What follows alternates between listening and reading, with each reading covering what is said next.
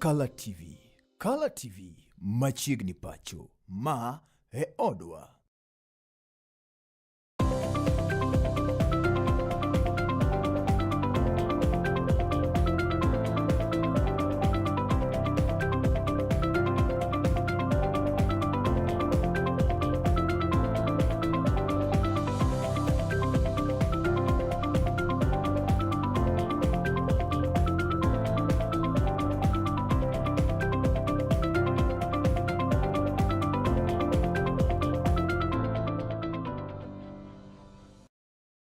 Oimore kendo amosi ni misawa jahera mar Color TV arwaki ni machiegni chenrendi mano mar Nyiend Weche kama kelo weche gik manyiena mago matucho koni koda kocha jifo magwa bende gotache counties mopogore opogore eneni weche gik duto chopo ne makare kendo thulendo mano ma owinjore weche gik moikni gi thulendi oting'o mano ma oriwo romo mar jatend piny William Samoei Ruto koda jodolo mar kanisa nendo mano mar the Kenya Methodist Church romo bende ne obagi kar jot mar ker odiochieng' ma kawuono niendi mamoko gin mag motenore koda weche giko mago mag siasa kama jatend migawo nendo mano mar omenda John Mbadi koro ni to seo mokalo jad bura ma Suba South Karoli Omondi kotenore koda seyo magie thulendi koro ni to obiwo kuom sirikal ma itayo koda William Samoei Ruto mamoko en man motenore koda sesa nindo mano mar Linda Ground mabende jokanyo mag ODM ochano bago romo odiochieng' nindo mano makinya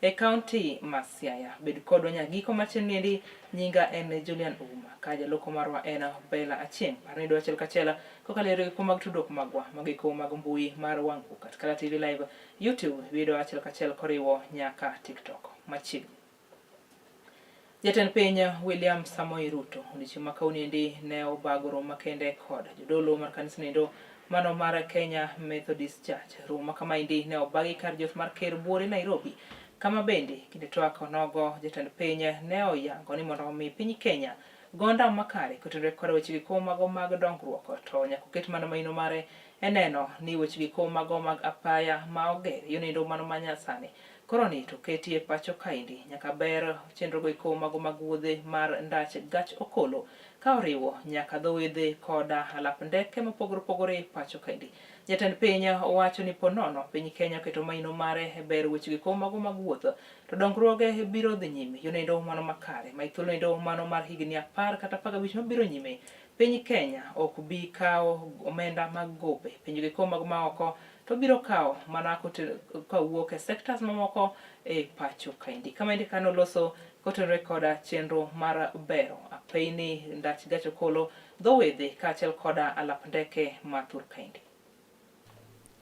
Neno la Mungu linasema a good man leaves an inheritance for his children. Si namna hiyo? Yes. Shida tumekuwa naye Kenya ni shida ya savings. And I remember when we came into office with President Uhuru under his leadership, tukasema wacha tubadilishe sheria, tukue kama nchi zingine, so that we save. Because if you don't save, economists tell us investment is a function of savings. You cannot invest what you have not saved. Sindio? So, tumebadilisha that sector as well. Today, we are in a good place. We are saving more.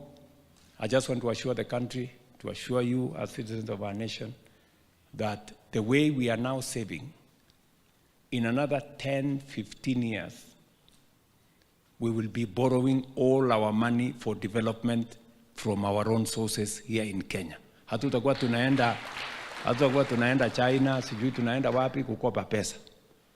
Shida tumekuwa naye ni sisi pesa yetu tunakula tunamaliza. Chinese wana save, alafu tunaenda kukopa pesa yao, tunalipishwa interest, tunakuwa sisi ndio wajinga. Ni mnanielewa? Mumesikia Biblia inasema the borrower is a slave of the lender. Ama? So we don't want to be slaves of anybody.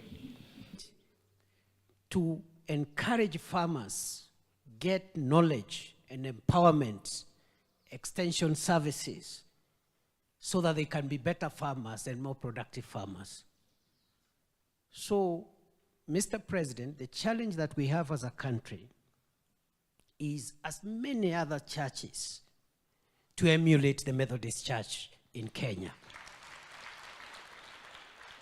And to go beyond the preaching of the gospel and the conversion of the souls of men and women, and empower the citizens of Kenya and the citizens of the world, so that we can have strong people, strong citizens, strong families, people who are not just believers in Christ, people who are not just believers in God, but they are also workers, savers, givers, and strong characters. Ko enni ogai machono mar doye pacho kaindi kendo gai madun buch siasa mar United Green Movement Dr. Justice David Maraga koroni to wuok oko kendo kwa sirikal ma pacho kaindi mondo mi oyie otimie mapiyo e rakruok koda wechegi mago mag dhiro mar kech ma koroni to kwako moko kuom oganda e counties mopogore opogore pacho kaindi.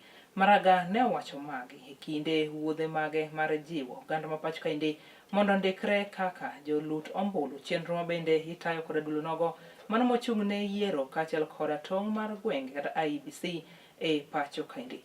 Maraga e kinde ogogo ne owacho ni ok en gino endo mano makare ka kinde oganda ma pacho kaindi ywak kotenore koda midhiero mar kech maliyo mamiyo nyaka moko kuomgi osebedo ka wito ngimagi. Nilishangaa jana niliona President Ruto anazungumza na viongozi kutoka Mandera. Anawaambia wafanye mpango ya kusaidia wananchi shauri ya hii ukame. Anawaambia wafanye mpango. Hii sio kitu ambao kimekuja kwa ghafla. Hii ni kitu ambayo iko huko. Inatuonyesha ya kwamba President Ruto hana mipango yoyote ya kusaidia watu wakati wa ukame. Ugonjwa sugu Kenya ni ufisadi, wizi wa mali ya umma.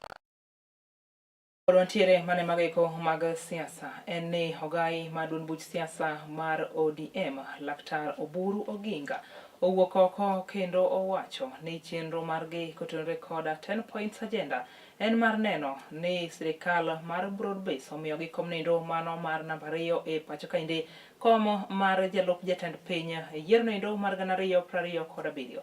Oburu ne owacho magi kinde goeko mane otwak koda MCAs e kaunti nindo mano Siaya e od buch kaunti ma Siaya kono motelo ne romo nindo mano mar Linda Ground mabende ochan bagi odiochieng' makinyi kaunti ma Siaya kono koda jokanyo mag duond buch siasa mar ODM.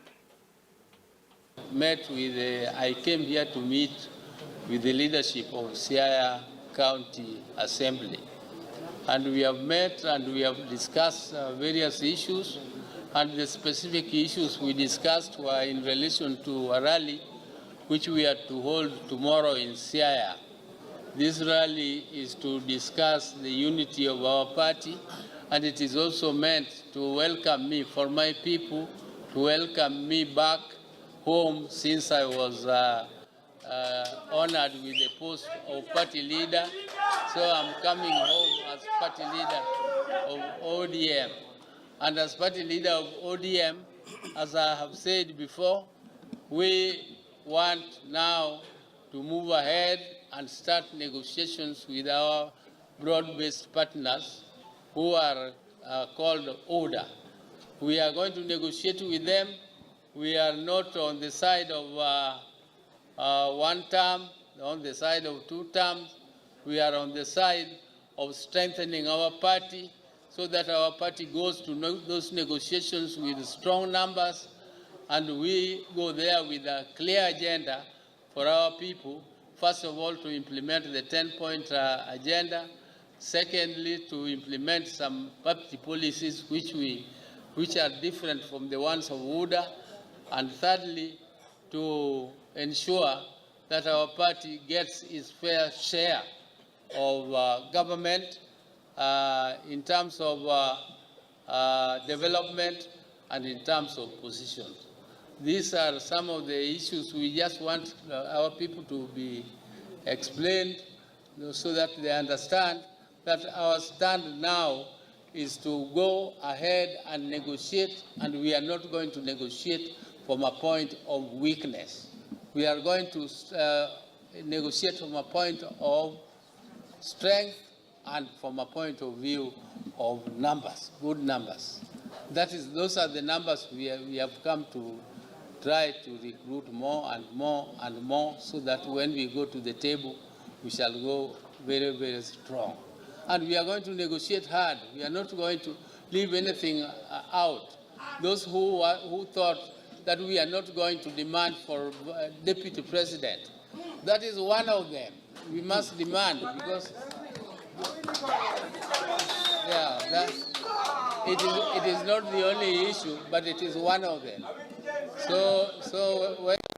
Komachielo en ni jatend migawo mar omenda e pacho kaendi John Mbadi wuok oko kendo seyo mokalo weche mosebedi ka ikiro kod jadugonedo mano ma Suba South Karoli Omondi ka owacho ni Karoli gi thuolo niendi ok osebedo ka tayo chenro mage e yo endo mano makare kendo osebedo mana ka ogoyo sirikal mitayo koda William Samoei Ruto. Mbadi mane loso e kinde yiko moro e gwenge ko mago makikapi moyudore gwasi e Suba South kono koro ni to wacho ni ok en ginendo mano makare ka Karoli seyo mokalo chenro go mago mag dongruok ma itayo koda sirikal mamalo e gwenge makono koriwo nyaka chenro endo mano mar keto apaya e gwenge ko mago ma Suba kono ka oyango ni chenro mare mar dhi kendo donjo e duond bonendo ma itayo koda mane en jatend piny Kenya machon Uhuru Kenyatta ok en gino endo mano makare kendo chalo ka gima en andhoga kaluwore ni ne oyiere koda otiko endo mano ma duond bura mane itayo kod jatend piny William Samoei Ruto. Sirikal makoro antiere mar William Ruto ni ng'ama ne opongo Torio ni mondo wadhiye ne en Karoli Omondi. An koni naonge, an ng'at Raila, kendo Raila mane wadwa nodhi obedi president mar Kenya. To ung'eyo kaka kura nobet kama nobede no. Ng'ama nokwongo go Torio mabe onge ber Ruto mane waneno to nowacho noseneno. Okel finance bill ma ji ogone uwi Kenya mangima, wabunge ilawo kadiek nyaka kanise. En ogocho gi jogo. En Caroline. En aina Caroline. Diere no. Samine no kelo no wach maruto ka. To nara mama gungani no chung. Unge gimene lose. Contractor no chung. Unge gimene tendale turwa ka. Kuro wan me wayie kode. Era winjo ko wacho ni ene mano miyo wadhi kuro wayie. Ero no wayie kode. Raila boyie kode. Koro Raila wacho ni kuro wadhi riwore gi Ruto kendo tero experts kono. Otero Mbadi gini kono. Mondo piny olosre. Mondo koko me piny orum. Kwa donjo kanyo to sirikal Ruto koro sama kora chung kani to koro waneno matunda ne ata nene akeni mineno nikech Kenya donjo kuro ndara manyo chung madhi sori ni odhi koso podo chung yawa kanyo me manya fwenye na kono ka higa 2017 kaka Karoli obiro kitiso kaka loso daraja ochunge daraja no ni ene moko loso ukona kono ngenu dili gi janeko ko en Mikai Aida Odinga bende en jaod mane en ogai madun buches nendo mano mar ODM ma osedhi yweyo Raila Amolo Odinga odiochieng' ma kawuono endi ne odathoge kotenore koda kom nendo mano mar bedo jambetre mar piny Kenya kotenore koda weche giko mago mag alwora e pacho kaendi lemo bende ne omiye koda jatend piny Kenya William Samoei Ruto. Jafo marwa Brenda Agenyo ne olosonwa liponi endi e yo maket kodma. Mikai Ida Odinga mabende en jaod mane en ogai mar duond buch siasa mar ODM mosenindo migosi Raila Amolo Odinga koro to nyiso morne kendo duoko erokamano maduong' ne jatend piny Kenya Laktar William Ruto kuom ne yiere kaka jambetre mar piny Kenya riwruok mang'iyo chenro mag alwora e piny mangima riwruogno mong'ere kaka UNEP. I thank His Excellency the President William Samoei Ruto for the trust he has placed in me by nominating me to serve our nation in this important global diplomatic role. Bende Mikai Ida Odinga oduoko erokamano ne mosenindo migosi Raila Odinga, familia mare mangima koda oganda jo Kenya duto mane osire kendo ochung' kode e ndalo duto. Mikai Ida oyango ni mosenindo migosi Raila emane omiyo bedo ng'at ma en kawuono. I want to make special mention of my partner and my friend, my biggest supporter, my recently departed husband, Raila Amolo Odinga, with whom I was married for the last 52 years. He always encouraged me and supported me as I pursue my dreams. Ida Odinga ne loso kamae e nyim od bura mamalo kama ne ochopo ka idayo dhoge koda ka jo od burago e wi lemo makamano kama osingo tiyo makare kendo neno ni otiyo koda ka oteku mare mar konyo e bero alwora ma pacho ka. Honorable Chair and members, I believe that this is a critical moment when we are presented with an opportunity to shape our environmental future.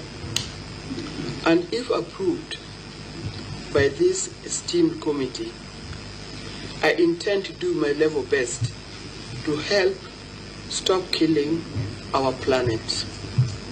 I will pursue every specific and set priorities. Ida bende omedo jiwo joma nyiri ma pod tindo mondo mi osom matek ni wira maeri e yo kende ma gibiro bero godo ngimagi makiny. Be yourself, get education, because education is the key to further development. If you can do that, then heaven is the limit. You can go anywhere. And work hard. Don't forget issues of integrity, faithfulness, hard work, and all the things that go with it. Don't forget to pray in the morning when you wake up. Tell God, lead me where I'm going to. And at evening when you go to bed, thank God for the day that you've gone through. Bende jo od bura kama oting'o ja od bura ma Suba North Mikai Millie Odhiambo kane loso to oyango ni Mikai Ida Odinga oromo gi lemono kendo gin gi geno maduong' ni obiro tayo chenrono makare mar neno ni obero ngima oganda ma pacho ka. Ida Odinga, aka Mama, is overqualified for this position, and indeed I just want to also congratulate. I don't think in this committee or in this parliament we've ever seen this level of skill and expertise. But also I just want to say that I hope this is the first step of greater conferment. Nekala TV nyinga en Brenda Agenyo. Agenyo kutenre koda lipot ma ket koda manindo. Komachielo wayudo ni jalup gavana ma kaunti ma Kisumu Matthews Owili wuokoko kendo kwayo riwruok kod dhok achiel dunbonindo mano mar ODM. Owili wacho ni ponono pogruok makamano biro medo bedo kata biro medo neno dunbonindo mano mar ODM to mano nyalo mana biro mnyayo weche giko mago mag pogruok kaka lerno koda jafwambo marwa Justus Adoyo. Jalup gavana e sirkand kaunti ni ma Kisumu Laktar Matthew Owili bende koro gikone to wuok oko kendo go dhoge piny ka okwayo riwruok e duond buch siasa gino ero mar ODM. Owili wacho ni ka otenore koda nyandho no ero mar demokrasia ok odewo ruogruok mabende bede duond bura no ero Kata kamano to winjire jokanyo kanyakla koda jotelo duond burano ero many kaka nyalo keto wigi kanyakla. Now, a person of Raila's stature, when they die, it is possible that those, who subscribe to their ideals may, in one way or another, disagree. I mean, that is normal. And that is the democracy that Raila Amolo Odinga fought for. However, we did agree that Baba rested, but his vision, his ideals, whatever he believed in, was meant to, outlive him. And so what we've seen, it's difference in opinion, difference in ideology, no problem. But we are saying, can we then find a common ground? Kabinde ne oparo kaka ne ogai machon mar duond buch siasa mar ODM Migosi Raila Odinga ne tiyo. Kowacho ni kata Migosi Odinga ne nyalo bedo koda jowasigu buora e wechegi mag siasa, kata kamano gikone to ne okelogi kanyakla. Baba believed in one united country. Baba believed in a strong, united ODM party, okay? Where the Secretary General, the party leader, the chairman, vice chairman, everybody together can sit around a table and discuss matters that affect common wananchi. Okay, and so I know that we have different, meetings. Especially tomorrow, there will be a meeting in Siaya. There will be a meeting in Kakamega.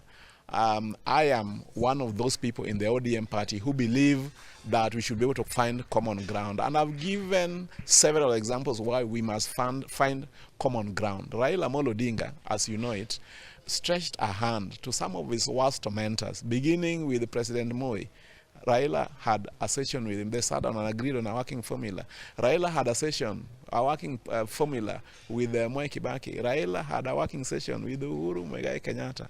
Kumano jalup gavana no sirikal kaunti ma Kisumu ne otielo ni ber ka jotelo e duond buch siasa mar ODM omanyo kaka inyalo riwo wi oganda gigo eko kanyakla. Now, what is it that is so difficult? Just between members who the other day were saying high five, hugging each other, they have been part and parcel of one party, Raila's party. They have been part and parcel of the ODM party. What is it that makes it so difficult that they cannot come back together?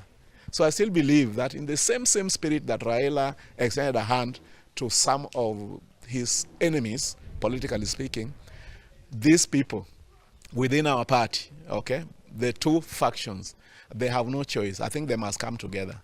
Twak mare moyiedhi kod Kala TV, Laktar Owili koro ne olero ni ber riwruok maket kod maendi to en ang'o. You cannot even think about reaching out to a partner in a coalition arrangement when you are at your weakest. What is it that you're going to negotiate when we already, fragmented ourselves? So I think the first priority really should be to bring the team together. That way we are stronger, and when we negotiate, we're able to get, a better result out of our negotiation, okay, than we would right now if you were to go for it. Kabende ka koro dong mana seche machuok to duond bura nero bago romo mare e kaunti nero ma Siaya. Romo bende biro telie kod ogai ma duond buch siasa no ero mano Migosi Oburu Oginga. To kweth machielo bende igeno mar bago romo maket kod mano e kaunti nero ma Kakamega. Mageni telo ne koda Migosi Sifuna kanyakla koda gavana ma Siaya. Mano Migosi Bob James Agri Orengo. Jaluf gavana no ero kologolo kwayo mare kata pache kotenre koda rombe maket kod mago. Well, I think that it is democracy. So there are people who will go to Siaya, there are people who will go to Kakamega. What we are saying is that it's their democratic right. That is what Raila fought for. But as they pursue those different agendas that they have, they must know that Kenyans, and especially those of us who subscribe to the party called ODM, are expecting them to close ranks, okay, and work together. Dr. Buru did talk about, our party leader did talk about what you call democracy in parties. In any party, people don't always have to agree. People don't always have to agree. But if, for example, I hold a different opinion and the majority hold the other opinion, I will say I have my say, but the majority must have their way. Weche maket kod mage jalup gavana nieri koro ne owacho kinde romo moro mabende idendo ni Wechemanyien Club e bomani maduong' ma Kisumo. Romo nero mabende dhi nyime kuom thuolo moktil ne ndalo adek mabiro mbele kanyo. Ne Kala TV kowuok e kaunti ma Kisumu, an Justus Adoyo. Weche mamoko wayudo ni kweth manoendo mar josiasa mag ODM ma luongore ni Linda Wananchi manoendo ma otelie koda seneta ma kaunti ma Nairobi Edwin Sifuna, gavana ma kaunti ma Siaya James Agri Orengo, Governor kata jaod bura nindo mano ma Embakasi East Babu Owino e kind jotelo mamoko koro ni to wacho ni romo magichano odiochieng' nindo mano makinya e gwenge ko mago ma Kakamega to biro dhi nyime mana kaka ne gichano ma otelo nyime. Kano to akora jofwambo e boma nindi mano ma Kisumu, Governor ma kaunti ma Siaya James Orengo kaachiel koda Governor ma kaunti ma Kakamega Geoffrey Otsotsi koro ni to wuok kata jalup Governor ma kono Geoffrey Otsotsi wuok oko kendo yango ni romo ma kamano jopiny makinye yuore nyaka ng'e ni nitiere gino endo ma ochana ma ok bidhi kare ma koro ni to ipango kod jatend piny William Samoei Ruto jatend migano endo mochung' ne arita kwe ma iye pacho kaendi kaachiel koda Governor ma Kakamega kono owacho ni nitiere kweth moko mag njore ma koro ndo chal ma oseiki mondo mi obi oroch romo ma kamano. It has been necessary to call this press conference because the evidence is out there everywhere that the state has hired goons to interfere with our meeting in Kakamega tomorrow. We have actually witnessed places where people are being paid, people are being mobilized to come and interfere with the rally tomorrow. Already one of our trucks, which was heading towards Kakamega, was hit earlier in the day. The unfortunate thing is that all these plans are being executed by very senior people in government. But we stand really firm in what we are doing. And we are going to continue with these rallies. We are going to continue to carry out with our activities. And Kakamega is going to be a game changer. And I also want to add that if anything happens in Kakamega tomorrow, we will lay the blame to the following individuals: President William Ruto, Governor Fernandez Baraza, and PS Raymond Omolo as the main conspirators in this scheme. Ndo ma ichiwonwa koda Governor ma kaunti ma Siaya James Orengo kaachiel koda Senator ma kaunti ndo mano ma Vihiga Godfrey Osotsi kotenore koda romo ndo ma ochan bagi koda kweth ndo mano mar Linda Wananchi odiochieng' ndo mano makiny magiwacho ni nitiere maling'ling' maliekore ni nitiere kaka jotelo moko e pacho kaendi oseiko kweth moko mag njore mondo mi obi oroch romo ndo ka mano chwalowa e thuno ndo mano machuoko mar yweyo bang'e to waduoko koda weche moko mathoth ma pod waikoni e telnendi mano mar ng'iend weche parni do achiel kachiel kokalo ko mag tudruok magwa magiko mag mbui mar wang' book at Kala TV Live, YouTube ido at Kala TV kaachiel koda TikTok bende. Kik idhi mabor.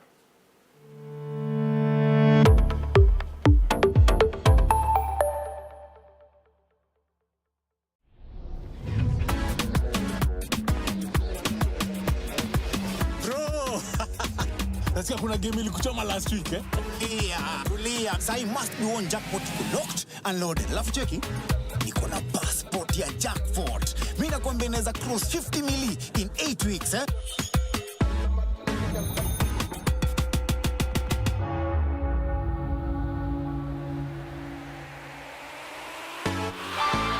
Iko!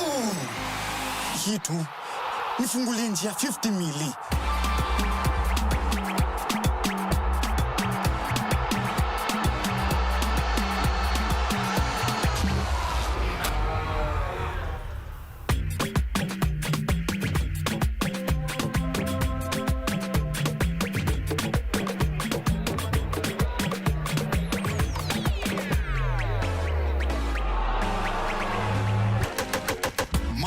Jackpot lazima ipate wina. Kila wiki mbili, assist ya Game Pass inaingia. Games zinashuka from 15 games hadi 12 games by week 8. Na msipobeba bado, tunaipeana kwa the next best performer. So, 50 mili ni lazima iende. Sinilua show, phone yako inaweza kuwa passport ya kushika 50 mili kwa must be one jackpot. Na sasa tumefika final up mtu wangu. Hii ni yetu. Get ready to elevate your business and any other commercials when you advertise with us. We are not just a channel. We are your gateway to the peak. for we give you the precision and desire to your commercials. Let us be your partner in success, broadcasting your message to thousands of our viewers. Contact Color TV today and let's make the magic together. It's enough to make a grown man cry, but not this man. Get back in there, Tia. Tok yudo thuolo mar ng'eyo mathoth kowuok kuom jopuonjewa e sikunde ka iduogo pacho, warwaki kod chenro mamit molosi mana ne in iwuon mar kweyo pachi kaka nyathi. Chenro mar bang' sikul chakore sa 10:30 mamidhiambo nyaka sa 11 mamidhiambo, kama iyude sigana, wende manyasani kaachiel kod machon, kaachiel kod miel motimo cathedral mabende mori kaka nyathi. Bang' skul, chenro manigi mor lilo ne nyithindo duto. Color TV, machiegni pacho ma e odwa.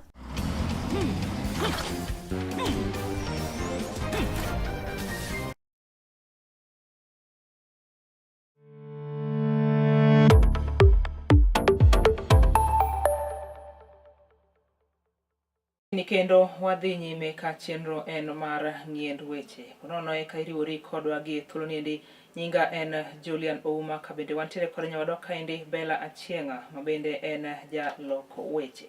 Weche mamoko en ni kambi noendo mar rego niang'a mar Sony Sugar koro nito dhi chako ayanga tayo chenro mage manoendo mano mar tije chieng' wuok tich mano mar juma manyien. Maendi biro mana bang' ka kambiino koro nito osetieko dhi nyime koda loso masinde kaachiel koda gige mamoko mabende ne ochaki tarik 24 manoendo mar dwe mar 12 higa ma okalo. Kano yango lero ma kamaendi jata tije chenro noendo kata kambiino mano mar Sony migosi Idris Bashir yango ni kambiino koro nito oseketo tego makende mar neno ni lal mane kambiino yudo koro nito ok neno e kinde ma kamagi. Chenro kata weche beko ne osir lwedo koda migosi Ochieng' Mado mabende ne oyango ni gie thuolo niendi oselosi apaindo mano mawuok Sony ka ochomo Migori.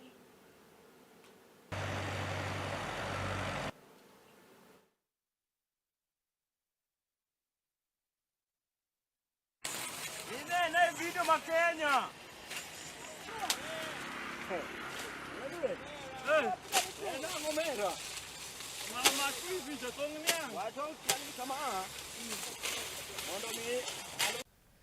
It was a comprehensive maintenance. It was not an annual maintenance because we had realized the machine was limping towards the end of the year 2025, and it was causing us major losses and also delays in terms of producing the sugar and crushing the cane that was coming from the farmers. The two boilers, they were losing pressure. Initially they are designed to give us 30 TPH. They are dropped to around 18 or 19.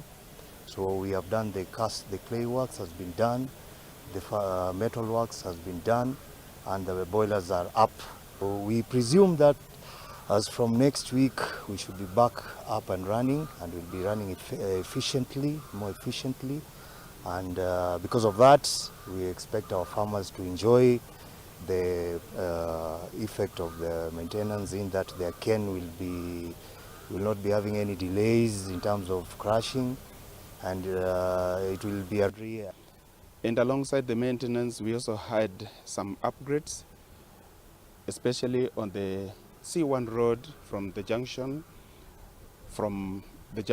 of Awendo Migori Road, which was in a deplorable situation, and we had tried over the years to even seek support from the government and other stakeholders, because the company, which was a parastatal, was not able to invest such a huge amount of money on the road. The investor also has elaborate plans to improve the welfare of the farmers and the community around. We serve over 25,000 farmers, and all the economic activities around, from the sugar customers, transport contractors, weeders, businessmen around, all depend on Sony. Even the churches around depend on Sony. Komachielo oyudo ni jaod bura mar Rarieda Paul Otiende Amollo koko kendo semo kalo obila kaka osebedo katiyo gi teko mathoth kuom jopiny e pacho kaendi ahinya to e kinde romo goeko mago mag siasa ma obagi koda kwetho masayo piny owacho ma pacho kaendi. Otiende Amollo wacho ni ponono owe e yonindo mano ma kata omak motegno kaka obila osebedo katiyo koda teko mathoth kuom jopiny to mano biro mana medo jiwo obila mondo mi onyal tiyo marach ne jopiny ka oyango ni oganda goiko mago moko osebedo ka dhi nyime kod weche mago mag siasa osebedo ka lalo ngimagi e kinde goiko ma monj osebedi ka itimo koda obila e kinde goiko ma kwetho masayo sirikal ma pacho kaendi osebedo ka bago romo ma opogore e pacho kaendi. Justus Adoyo en jafwambo marwa kendo ne oikonwa mathoth kotenore koda wach makama. Jaod bura mar Rarieda migosi Paul Otiende Amollo en achiel kuom jodito e duond buch siasa mar ODM kendo jakanyo ma bende sani koro osewuok oko kendo kwedo malich mokalo obila e pacho kaendi kuom gino ma bende owacho ni obila tiyo kod teko modhuro e rocho rombego eko ma bende obagi koda kweth mag josiasa mopogore e pacho kaendi ka bende migosi Otiende koro wacho ni mano rocho ratiro mar demokrasia ka bende omedo ni kata ng'ata e duond buch siasa gino ero mar ODM ni kod thuolo mar bago romo kendo wacho weche modwaro e romo maket kod mano. And I think any member of ODM is free to have any meeting anywhere because that's our democratic space. After all that is required by law is a notification of the meeting. Whatever one says there is an expression of democratic opinion. In my view, neither the police nor any person should hinder anyone from gathering to express their view. But when then the party calls a meeting, as now an NDC has been called for 27th of March, next month, then it is expected that everyone who has an opinion will come there, air their opinions, but the majority decision is what will be carried. And once the majority decision is carried, it is the obligation of every party member to follow that decision. Kata kamano yie ni duond buch siasa gino ero mar ODM gin kod gek magogi koni kod kocha ka bende osingo ne johera mar gini mago gin gek ma bende biro tieko machiegni ka bende okwedo malich mokalo oganda moko ma bende sunde nodhi e kom mar gavana e kaunti ma Siaya korietho cheni nodong' mana kaka jod bura e sub-county nero mar Rarieda. No single party ever goes for the next elections the way it went for the previous elections. New people will join, others will leave. That is the nature of democracy. We will know when then we take an audit of the membership nearer to the election as it was previously. Do not fear, but one chooses where one chooses to be comfortable. For now, it is my choice to serve the people of Rarieda for a third term. There is no shortage of those who want to be governors of Siaya. To my count, I think there are about 6 individuals who have expressed desire to be governors, and I wish them well. When I choose to, I will go for any other seat, and I can go for any other seat, including the presidency, if I choose to. But for now, I am settled to go for my third term in Rarieda. Ka bende ka opogore koda weche maket kod mago migosi Otiende koro nodhi nyime kod sundo malich mokalo tendo obila e pacho kaendi ka bende olero ni e kinde maket kod magi ok owinjore ng'ato wit ngimane e lwet obila. Any persons who want to lawfully gather should be allowed to gather lawfully once they notify the police. There is no reason for the police to interfere with any lawful gathering if they are not breaching the law. It is wrong to do it now the way it was wrong to do it when we in ODM were involved in demonstrations. And I condemn that kind of situation. I condemn the attack on the church that happened, to the former deputy president. I condemn any interference with democratic expression of opinion. And therefore, the life that was lost in Kitengela is to be regretted. And it is not because the young man who died is Luo. It is because no life should be lost in any manner where there's democratic expression of opinion. Ka bende olero ni ma en tim ma ka bende oweyo dhi nyime kod nyae pacho kaendi to ratiro mar demokrasia ibro nyone tielo kod oganda mopogore e pacho kaendi mangima. It is up to one to decide whether they are contented or not. The fact that I'm contented does not mean you are contented and vice versa. But if you are not contented, even in Rarieda, it is your democratic right to express that discontentment. As long as it is lawful, no police person should interfere with you. Okay? And therefore, it is to be regretted. Those who feel discontented can express themselves.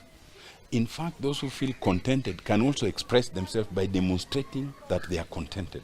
But either way, no one should be interfered with by the police. Magiduto jatalo ni koro no wacho e sub county ne Roma Riede Sea County kendo mabende no dhi nyime kod yawo kendo chwalo chenro mago mag dongruok e skunde mopogore opogore e Riede sub county e Sea County. Ne Kala TV and Justice Adoyo. Kama na Justice Adoyo kutenre koda lipoto ma keto koda manendo kapok wadhi nyime ayudo otego iko mopogore opogore mabende chwalo no koda johera go mago mag Kala TV yore go mago mag wang mbui kata wang buko marwa manendo ma at Kala TV live otenendo mano mar Lewis Wood Awasi Boda koni aluo Wechemanyien kantiere Awasi Boda kaindi erokamano ahinya Lewis Wood Awasi Boda. Ote machielo en mar George Benja Wood Koduogo okoni aluo chenro makare kabisa Koduogo North Kanyamkago kaindi erokamano ahinya George Benja. Ote machielo mar Abuya Nyakwar Kibati koni aneno Kala live kantiere Kabondo Kitare School. Raftaf japicha ayudo ote mari okoni Kala TV ler erokamano ahinya Raftaf. Jalango Otieno koni oyudowa yonindo mano makare erokamano ahinya Jalango Otieno kuom ote makama gimedo chalno ote achiel kachiel kumoro amora ma intiere kokalore ko mago mag tudruok mago mag mbui mar wang bukat Kala TV live kabende YouTube yudowa at Kala TV. Ote mamoko kata weche mamoko en ni moko kuom jodak magikomo e kaunti ma Kisumu owuok oko kendo koroni to kwayo winjruok kachiel koda tiyo e twech achiel kama indi biro mana kotenore koda weche go mago mag pogruok mar paro mosebedo kaneno e kind jotelo mopogore opogore kaluo kaindi maindi biro mana kotenore koda weche go mane ogolo dichieng' manyoro koda jarubonendo mano ma Embakasi East Babu Owino kinde go mane oseyo jagoro mar miganendo mano mar arita kwe ma pach kaindi Laktar Raymond Omolo kotenore koda dhicho mar rawera moro mabende wachore ni eno wat jarubonendo ma Embakasi East Babu Owino. Fellow Bliss Ochieng en jafwambo marwa e kaunti ma Kisumu kendo ne otwak koda moko kuom jodak e gwenge ko mago mag Kondele kendo ikono lipot ma kamaindi.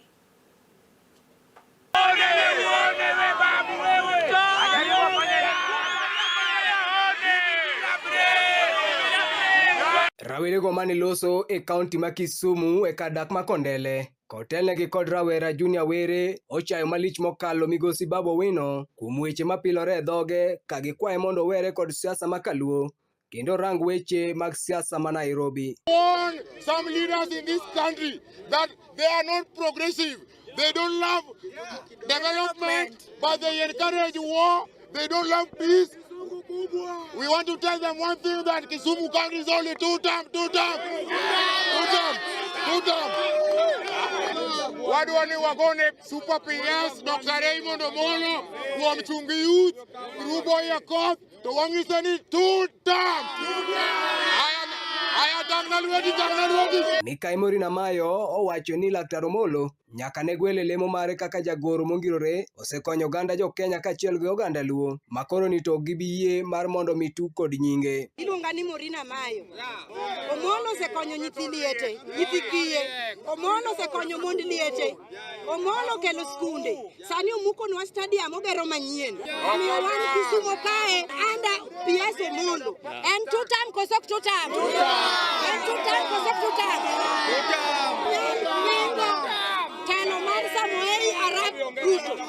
Wan e bwo Ruto kama ne Raila ohewa. Irene Otieno mabende en achiel kuom jogo moseyudo sir kowuok e lwet Laktar Omolo oyango ni moluor Omolo en jatich mar piny owacho mok ber ka imiene kod siasa manono. Omolo omiyo ng'eyo ni nitiere pikipiki mar ang'o?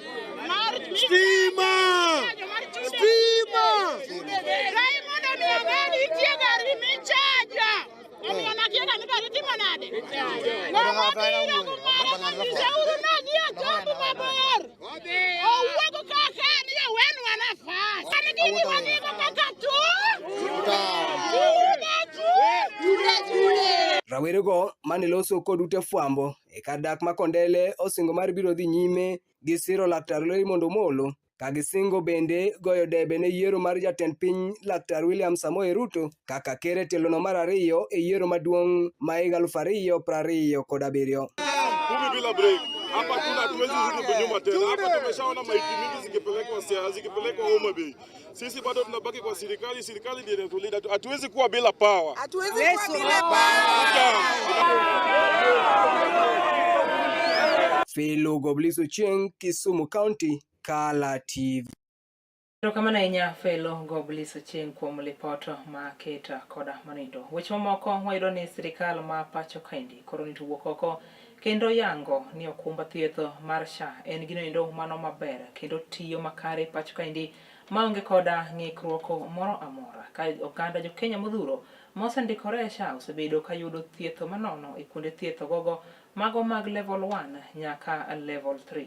Kane oloso gwegeko mago mag Laikipia, jaloso kata apisa nendo mano ma jotije piny owacho Felix Koskei owuok oko kendo yango ne sirikal osebedo ka tayo chenro nendo mano mar thieth nendo mano makare ka oyango ni okumba thieth nogo mano mar SHA koro to osebedo ka miyo jo Kenya yot mokalo e kindego eko mag dhi dwaro chenro eko mag thieth ma opogore e kuonde thieth ma pachuka. Serikali imeweka pesa kwa hii program inaitwa SHA. Na kazi yako tu ni kusajili. You register. Uko na kitu ile unakuwa assessment, unaambiwa wewe uko namna gani, uko na uwezo kiasi gani, unasema uko na uwezo kiasi hii. Na kama ni mtu una chochote kabisa na udaganyi Mungu ya kwamba una, serikali italipa. Kama uko na kidogo unalipa kulingana na uwezo wako. Ile contribution. Lakini kwenda level 1, level 2, level 3 ni free. Hakuna uulizwi, unaenda tu hapo unatibiwa, unaenda. Lakini ni vizuri sana usajiliwe. Register as a member of SHA because watu wengi sana hapa waliweka hata mikono yao juu wakisema kwasi ya kwamba SHA imesaidia. SHA inalipa hata 1,000,000, hata 1,500,000. So rais amesema atake kusikia mtu akiuza shamba au auze ng'ombe au itarambe kwa sababu ya matibabu. SHA italipa. Register hata kutoka leo, enda uregister uwe member wa SHA, alafu mambo yako itakuwa sawa. Na hiyo ndio muhimu sana, kwa sababu hakuna nyingine ya kusaidia wananchi. Na hatutaki wananchi waumie kwa sababu ya kukosa njia ya kumfikia. Na njia ya kumfikia ni hiyo registration, kwa sababu utajulikana wewe huko, wewe ni mtu level gani na utasaidiwa vipi. Koneto wayudo ni japuonjre moro ma en ja grade 10 mano mong'ere koda nying mar Samira Ali Ramadhana masomo e skul nyiro nendo mano ma Lwak Girls mayudore e subcounty nendo mano ma Bondo kata gwenge ko mago mag Rarieda e county ma Siaya. Koro ni to ni koda leto ma okalo kama indi biro mana kaluore ni tend skul nogo mano mar Lwak kaachiel koda tend dina mar Koperi mosebedo kata chenro eko mago mag Alame skul endo koro ni to tame chutho mar dhi nyime koda rito chike eko mago mag din mare kaluwore ni oganda eko mag Josalama koro ni to nitiere koda chenro mamoko kaachiel koda chike mowinjore gi tigodo e kindego eko mag rito dina margi. Nyade nendo kata japuonjre nendo mabende nyinge Samira Ali Ramadhana wacho ni kindego eko mane irwake skul nendo e grade 10 to tend skul nendo ne oyiene ni obiro dhi nyime koda rito chike dino nogo mano mar Salama ka wacho ni gie thuolo niendi tend skul nendo kaachiel koda tend kanisa mar Koperi makoro ni to chung' ne weche eko mago mag Alame skul nendo otame kata rwako hijab e kindegi eki ma chenro ma opogore koro ni to dhi nyime e oganda din Josalama. Walked back to class, then after some time I was called by Miss Ogenga. She quarreled me because I'm having a hijab. I refused to remove it because of my religion and my faith. Then I told her I'm not going to remove it. She quarreled me and she she went to an extent of calling some more Muslims. They came, explained to her that we can't pray or worship without hijabs and also the long dresses. She was like, "You guys have hijabs in school?" They answered yes. She almost beat them up since they had hijabs in school. I think she never knew that they have hijabs. So we walked back to class. I spoke to my dad. My dad told me, "Don't remove it, I'll come and speak to them." So I never removed it and walked back to class. Since then, I've always been harassed by the learners, the sisters, and also the administration, just because I'm having my hijab on. Kwa majina ni Nasibu Ali Ramadhan, nimetoka eneo bunge ya Vihiga. Nilileta wanafunzi hapa Luak Girls na academically on 13th January. So amekuwa na challenge because of a Muslim sababu ya kuvaa hijab. Mtoto amekuwa ni mwenye kutengwa, mwenye kuambiwa maneno mazito kutokana kwa deputy principal, mama anaitwa Ogenga. Alafu kuna masista wenye wako hapo wanabagua mtoto Muislamu sababu yeye ndio ako na hijab peke yake, ambapo kuna wale wengine wapo wamekubali kutoa hiyo hijab, lakini huyu naye alikataza, hajawahi kabila hijab na ikawa kwa nayo. Principal mwenyewe sijai meet one on one, wakati nimekuja sijampata kwa shule. Mtoto ametengwa, hataki kujulikana, hawataki kumtambua kama Muislamu, to the extent that yule anaitwa father amekuja kaonyesha mtoto with the time atatoa hijab, hawatambui Muislamu kwa hiyo shule. So nimeamua kutoka na mtoto wangu niende kutafuta penye nitapata usaidizi kwa. With this, I think I'll want to call upon the County Director of Education, Siaya County, to take action to make sure that the Constitution is upheld and the ministry directives that also ensure that learners enjoy their religious practices is fulfilled. We would like to condemn the management of Luak and any other school in the county or in the country at large that is still in the dark, is still forcing people to practice faith that they don't agree to. I think there is a freedom to worship, there is freedom to religion, and as such, we should mature up and ensure that that freedom is upheld. Yena mondo mi wamake gi kanyo chino nindi mano mar Nyiend Weche mabende wakelni weche gi kumanyien matucho koni koda kocha kabende warade kendo dichino ndo mano makinya ne weche mamoko kachiel koda chenro mamoko ewang' joniendi mano ma ihero kendo migeno mar Kala TV. Wera ni ma e odwa nyinga en Julian Ouma, jaloko marwa en Bella Achieng'a. Kabende yudo wachiel kachiel yudo gi kom mag tudruok magwa mar wang'book at Kala TV live ka YouTube bende ni yudo wa at Kala TV. Oriti makawuono ibed koda otieno ndo manyanga.